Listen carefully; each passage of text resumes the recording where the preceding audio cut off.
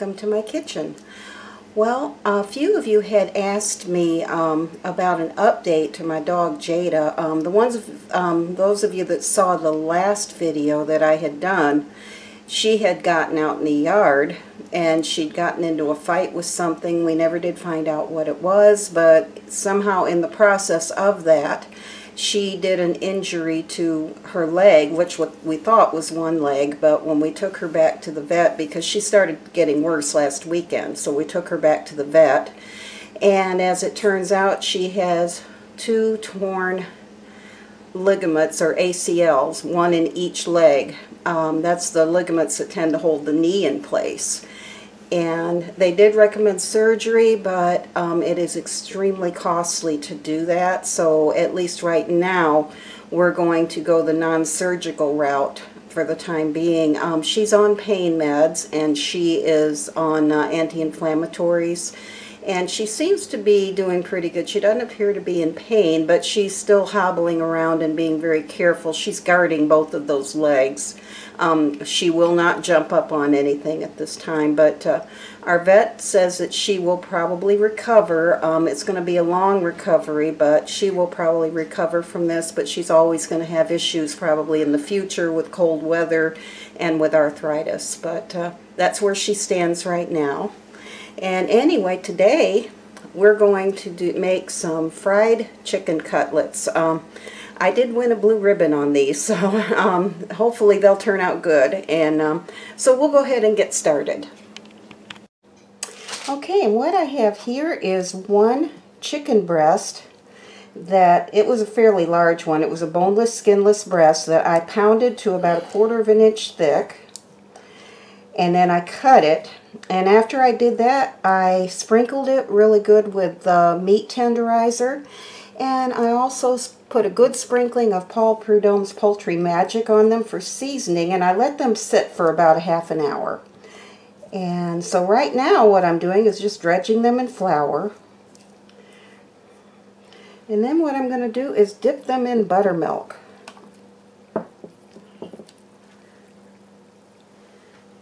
Go.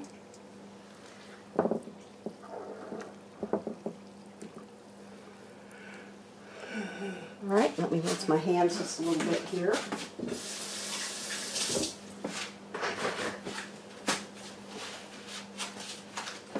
Okay, and now I'm going to coat these with some additional flour. And we won't have to salt these because the meat tenderizer has a high salt content as it is. So with that kind of a salt content, these will not need to be salted another time. Okay, and I'm just going to roll these in flour really good. Get them coated really well. And I think what I'm going to do too is make some white gravy to go along with this. I'm making mashed potatoes and probably green beans. And I am going to go ahead and make some white gravy, and I'll show you how to do that as well. Alright, I got these coated pretty well. Just a little more right there maybe. Okay. Alright, and I'm going to rinse my hands off and meet you at the stove, and I'll show you what to do from there. Okay, I am back at my stove, and my grease is getting hot. It's not hot enough yet, but this is actually canola oil, and I'm not really sure how much I put in. I just kind of eyeball that. I don't really have a pre-measured amount. I just use what I think will work well with my whatever it is that I'm frying, and I always have pretty good luck with that. So, oh, got a little smoke coming up there. Must be something spilt on the burner that I didn't get wiped off that I thought I did. But we're going to let this get hot. I'm also going to make some mashed potatoes and some green beans, and we'll be making some gravy when these cutlets get done. So we'll get these started just as soon as this oil gets hot. I'm going to kindly test this oil and see where we're at. Okay, I dropped a little bit of a meat scrap in there, and as soon as that starts to bubble up and fry, I'm going to say that this is ready, and it looks like we're getting there, that the oil is ready. I don't know if you can see that. No, you probably can't. But anyway, it is starting to fry, so that means my oil is at a good temperature. So I'm going to take these cutlets and lay them in here.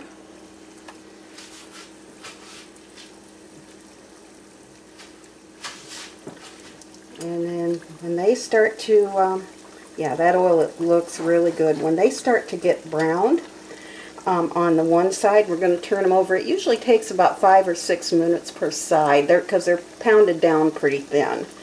So it won't take these long to get cooked. So I'm going to go ahead and start my potatoes too, because it'll take them about 20 minutes to get to where I want them.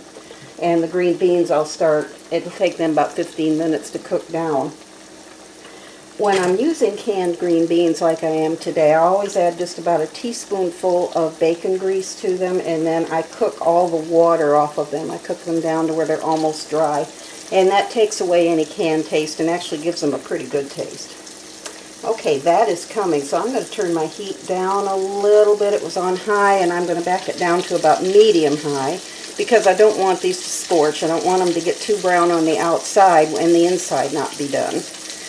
So when these get ready to turn, I'll be back with you.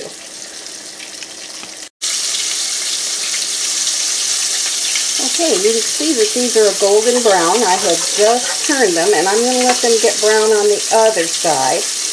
And they should be getting done fairly quickly, and my potatoes are getting ready to come to a boil. When they come to a boil, I'm going to turn the heat down on them and cover them good, and they should be done in about 15 minutes or so. Okay, so when I am ready to take these up and then start the gravy, I will be back. Okay, you can see that my fried chicken cutlets are done, and they came out really nice and golden, and they're going to be pretty crispy. So I am going to set these aside, probably right here on that back burner, because I want to keep them near the stove so that they'll stay warm. And we're going to get the gravy. So in this pan, I am melting, about 3 tablespoons of bacon grease, and we're going to get that good and warm. Get that melted, and when that starts to melt, I am going to be adding in the same amount of flour. This was flour that I had left over from coating the chicken, and I'm going to go ahead and use it so that it's not wasted. And we're just about ready to add that flour in there. So, alright, and we're going to go ahead and get that flour added. And let me just kind of stir this up and see if it's what I want. I think we're going to add, looks like I might need to add just a touch more flour to that.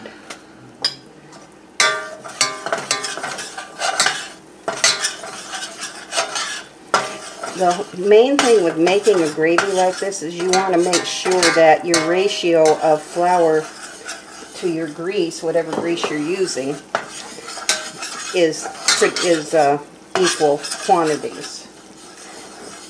And I think I might have had just, I'm going to have to add just a little bit more. That's still not quite right. There, that's looking a little better. So you kind of see what you want it to look like. And I'm going to put this on the heat because I want that flour to start browning a little bit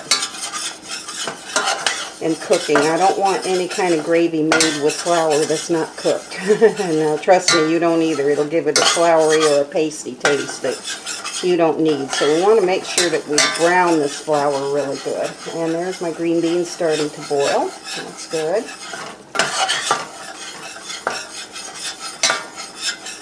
I'm going to be fixing my dog something to eat here too in a minute. She gets rice and boiled chicken and green beans and usually some chicken broth, and sometimes I throw a little extra protein in it like cheese or maybe a boiled egg if I can, and that's what she'll get for her dinner. She likes it microwaved just enough to take the chill out of it from being in the refrigerator. But I get the bone-in chicken legs and thigh portions, and I can get those pretty reasonable for her. And they do make her a nice dog food. So Let me turn the heat up on that and get that. It's starting to brown. I'm beginning to get that smell to it that you can smell the flour starting to cook. And when that starts browning a little more,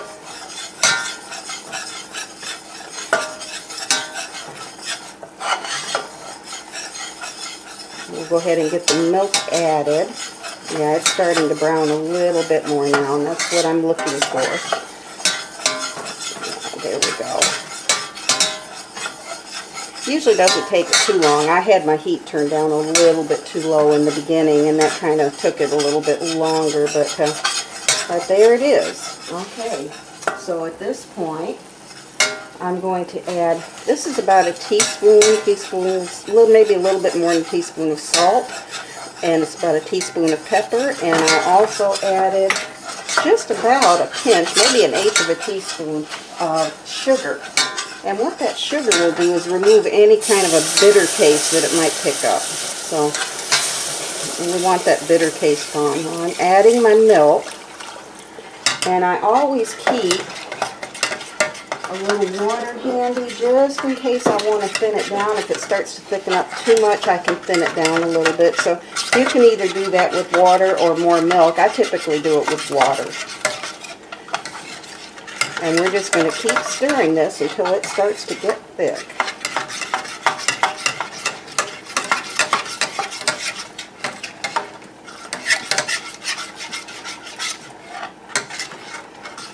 These cutlets came out just a little bit bigger than I wanted, so I'm probably going to wind up cutting them in half before I serve them. That way we won't get too much.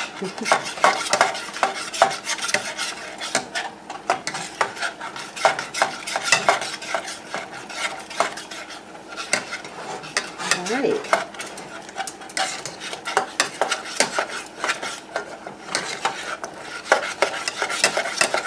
And the whole idea with the gravy is you don't want to allow it to come to a boil when you're making this with milk, because it can tend to, the milk solids can tend to separate, and it can get almost like a curdle texture, and we don't want it to curdle. You want your gravy to be nice and smooth and creamy. So I never allow my milk to boil. I just allow this to get hot and then start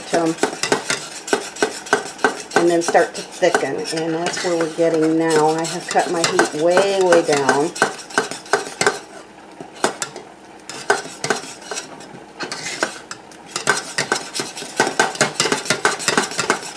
And that's why I'm constantly stirring too, because I don't want to ever let this boil if I can help it. Sometimes it happens, but I try not to let it ever come to a boil if I can help that at all. Okay, that is coming pretty well. Okay, so I'm going to cut this way, way down to a low. And it is getting a little thicker than I want, so I'm going to go ahead and add just a touch of water to it. I don't want it to be too thick.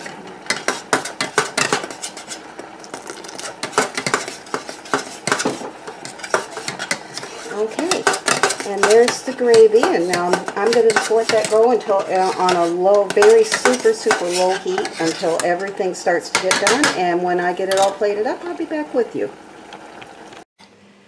Okay, our meal is done, and here is what it looks like. This is my husband's plate. I made sure he got plenty of gravy because he loves gravy. And there's our mashed potatoes and our green beans, and we're going to eat. And I just want to show you before I do, if you can see how juicy and tender that is. It's there, now I got you in front of the camera a little better. So this is going to be this chicken is always moist and always crispy. Alright. So I hope you enjoyed this video, and we'll definitely give this chicken and the white gravy a try, and let me know what you think in the comments.